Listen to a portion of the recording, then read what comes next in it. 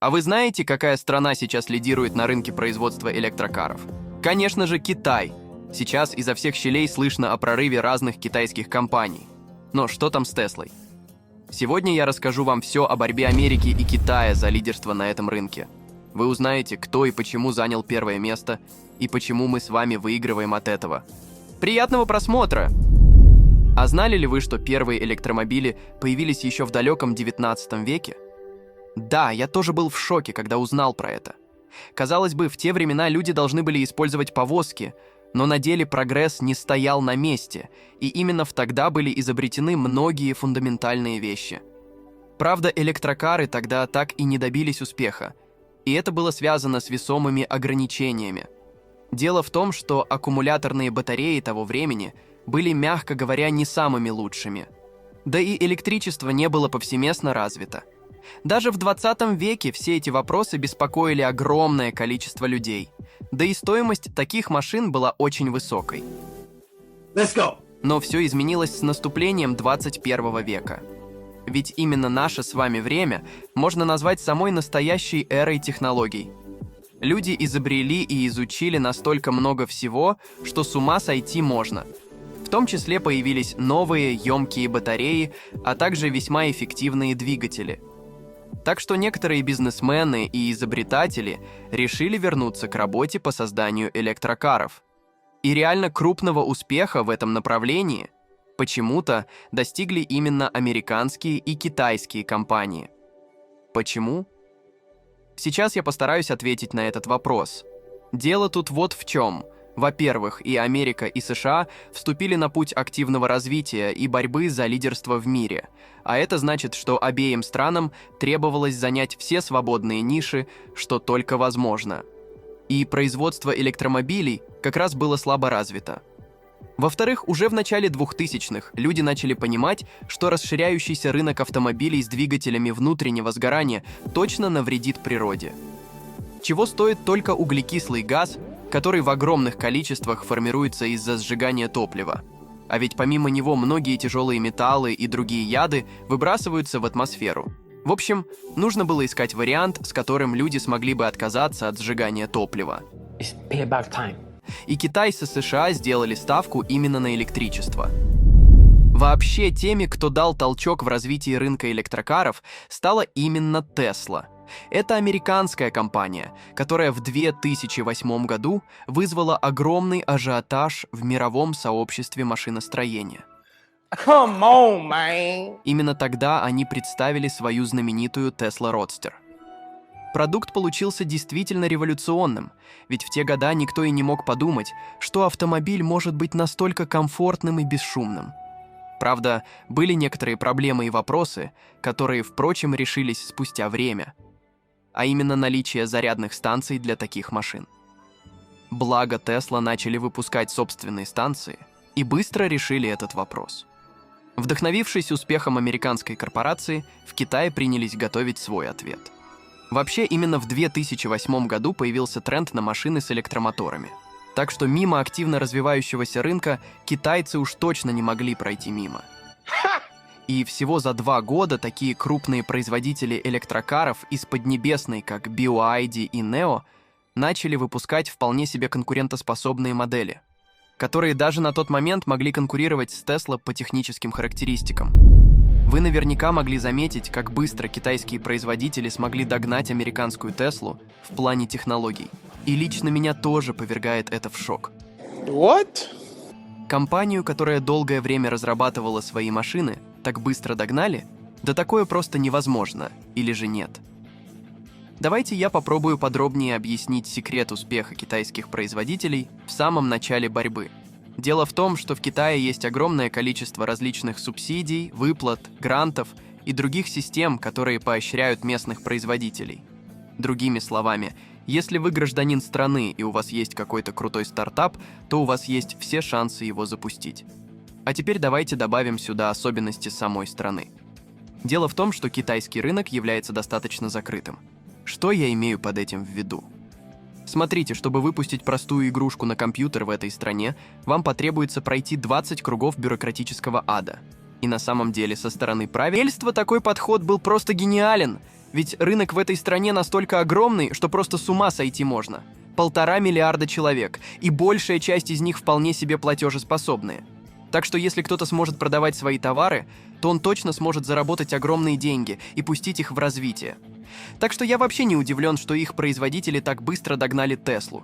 Несколько субсидий и выплат, пара лет исследований и готово. К тому же все эти электрокары продавались именно в Китае. А что с Америкой и Теслой? А там все намного сложнее.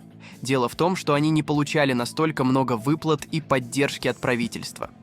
Компании Илона Маска нужно было, по сути, добиваться всех высот самим. Да и после того, как их родстер произвел фурор после представления, жизнь у них стала немного сложнее. Другие компании также начали развиваться в этом направлении, да и с налаживанием производства возникли проблемы. У первых машин было довольно много брака, из-за чего отношение обычных покупателей к компании испортилось. Тут я бы хотел отметить тот факт, что именно после вступления в борьбу за лидерство на рынке китайских автопроизводителей начался настоящий бум в развитии различных технологий. Вы только вдумайтесь, если с начала 2000-х велись разработки Tesla Roadster, и она была представлена только в 2008-м, то следующая модель, Tesla Модель S, появилась уже в 2012-м, а в 2015-м появилась Tesla Модель X, в 2017-м народная модель 3. Видно, как часто начали выпускаться новые модели. И то же самое со стороны китайских производителей. Правда, тут есть небольшая проблема. Дело в том, что китайские электрокары в основном продавались на внутреннем рынке, так что с их стороны сложно найти точный список новинок. Зато довольно легко отследить то, сколько новых компаний появилось на тот момент. Например, в 2014 году была зарегистрирована компания NIO, а в 2015 году появилась XPeng. Если на тот момент эти компании были совершенно неизвестны, то сейчас, пожалуй, только ленивый не слышал про их машины. В те времена они начали очень активно инвестировать в разработки и исследования, чтобы полноценно вступить в гонку среди всех производителей. Да и помимо этого они выпускали на внутреннем рынке свои автомобили. Но откуда вообще у всех этих новых компаний деньги на развитие и разработку? А тут все дело, опять же, в правительстве Китая. Мало того, что до этого было довольно много субсидий и выплат для внутреннего рынка, так в 2015 году правительство объявило о 10-летнем плане, по которому обычным жителям выделялись деньги, чтобы они выкупали новоиспеченные электрокары. К тому же производители получали ссуды на строительство заводов. Okay. В общем, теперь у китайских производителей электрокаров был туз в рукаве. Кстати, я совсем забыл озвучить еще один важный фактор, который сильно влиял на поддержки китайских производителей. Дело в том, что в стране уже давно наблюдались проблемы с загрязнением воздуха и смогом, а виной всему огромное число машин с двигателями внутреннего сгорания. Так что я вообще не удивлен, что они решили активно развивать эту сферу и инвестировать в нее большое количество денег. И тут я начал задаваться вопросом, даже огромное количество денег не поможет быстро развиться в сфере, где ты никогда не был лидером, так как Китаю удалось это сделать. А тут все дело в их подходе. Наверняка вы замечали, как многие страны покупают у других развитых государств новые поезда, автомобили или что-то еще. Но китайцы в этом плане другие. Они покупают сразу всю компанию, целиком, вместе с технологиями. Наверняка вы слышали скандал, который разразился, когда Geely выкупили Volvo. И все думали, что теперь шведской компании пришел конец. Но на деле китайцы просто забрали все наработки себе, оптимизировали бизнес-процессы внутри компании, а после этого продали. И более того, они заработали на этом. И еще одна монетка в копилку преимуществ Китая над США. Наверняка вы знаете, что именно в Поднебесной находится большинство заводов и других производств, почти всего, что только выпускается в мире. А знаете ли почему? Не только из-за того, что там много рабочей силы, хотя и в том числе. Благодаря тому, что правительство активно спонсирует и делает различные скидки для тех, кто хочет построить новое производство в стране. Ведь это тысячи и десятки тысяч новых рабочих мест, не говоря уже о большом количестве денег, которое получит государство. В Америке заводы тоже строят. Правда, есть большое «но». Дело в том, что субсидий от государства там намного меньше, а зарплата, которую требуется выплачивать рабочим, намного выше. Вкратце говоря, выпускать автомобили в Китае дешевле, выгоднее, а рынок сбыта намного больше. Get out of here. Собственно, все эти факторы повлияли на то, кто стал лидером на рынке электрокаров в настоящее время. Я был буквально в шоке, когда пару лет назад буквально никто не знал про различные китайские автомобили, а сейчас ими буквально переполнен рынок. Что уж говорить про электрокары. I don't think you have the facilities for that, big man. До 2020 года все только и говорили про Теслу, снимали про нее видео, да и вообще катались на ней и разговаривали о будущем. А что сейчас? Где все эти обсуждения? Почему больше никто не считает Теслу передовой компанией? А помните, я в начале ролика говорил вам про такие компании, как XPeng и NIO? Так вот, недавно они выпустили самые футуристичные электрокары, которые вы только можете себе представить. Они даже сейчас выглядят так, будто это какие-то концепт-кары, а не то, что выпускается на конвейере. И главное, у этих машин одни из самых лучших характеристик на рынке. И большая дальность хода, и высокая скорость, и уникальные фишки. Я вообще был в шоке, когда увидел электрокар, у которого можно писать сообщения и рисовать картинки прямо на бампере. А все благодаря встроенным внутрь специальных экранов. Вроде бесполезная фишка, но выглядит очень и очень круто. Правда, одними такими вещами рынок не завоевать. А ведь сегодня Китай лидирует в производстве и продаже электромобилей. Но в чем их секрет? А дело в том, что электрокары очень сильно распространены внутри страны. Вся инфраструктура уже настроена и заточена под такие машины. Если в некоторых странах можно и вовсе забыть о различных общественных зарядных станциях, то в этой стране никаких проблем с зарядкой нет.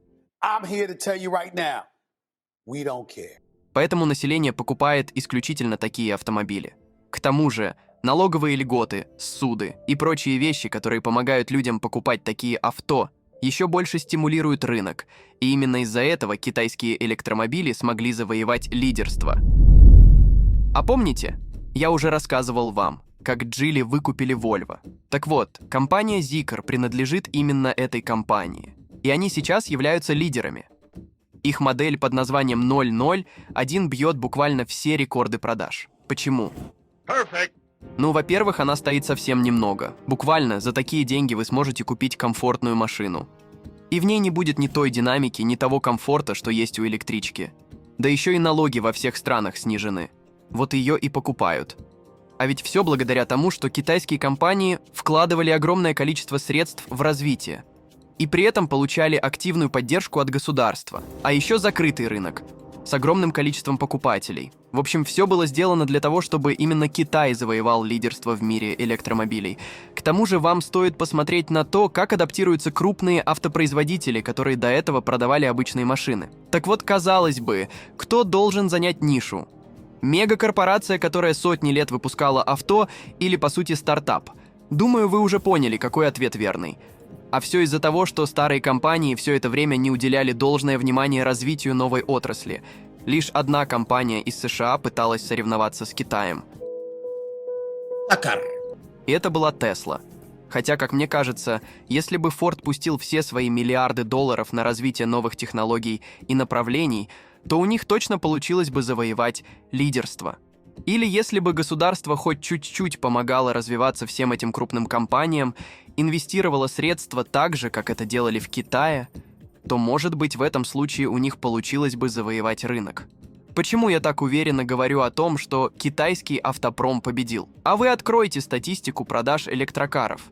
Какие компании находятся в топе? Большинство из них, конечно же, будут родом из Китая. Да и взгляните на улицы города, каких машин больше. Вот вам и ответ на вопрос, кто лидер на рынке электрокаров. Лично я только рад такому раскладу событий. Почему? Да потому что для нас, потребителей, этот вариант чуть ли не самый лучший. Ведь машины, как и любые другие товары, которые производятся в Китае, будут намного дешевле для конечного пользователя.